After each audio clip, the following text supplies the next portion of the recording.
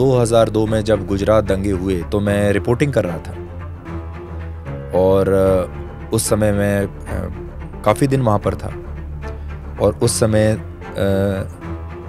मोदी जी वहाँ के मुख्यमंत्री थे। तो जो मशहूर इंटरव्यू है उनका, जिसमें था एक्शन और रिएक्शन वाला, जिसको बार बार कोट किया जाता है, क्रिया और प्रतिक्रिया, वो इंटरव्यू मैंने किया था। वो इंटरव्यू मैंने किया, वो चला चैनल पे, और उसके बाद अगले दिन अखबारों ने उसको फर्स्ट हेडलाइन बना दिया। इंटरव्यू में उन्होंने कहा था कि क्रिया और प्रतिक्रिया, लेकिन ना क्रिया होनी चाहिए ना प्रतिक्रिया होनी चाहिए, वो नहीं चला, लेकिन वो नहीं चला।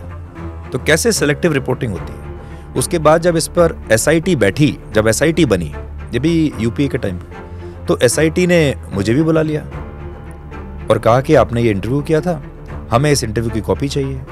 मेरे पास नहीं थी, तब तक ये टेक्नोलॉजी नहीं थी, टेप पर वो इंटरव्यू था, और टेप जो है वो रिसाइकल हो जाया करते थे। तुमने कहा वो है नहीं अभी। तो उन्होंने मुझसे कहा कि आप ये बात लिख कर दीजिए कि मोदी जी ने ऐसा बोला था।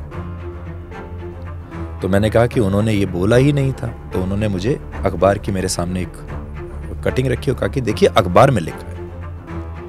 तो मैंने उनको कहा कि अखबार ने मिस कोट किया था, और जो बात उन्होंने कही उसको खा गए, जो नहीं कही उसको उन्होंने लिख दिया।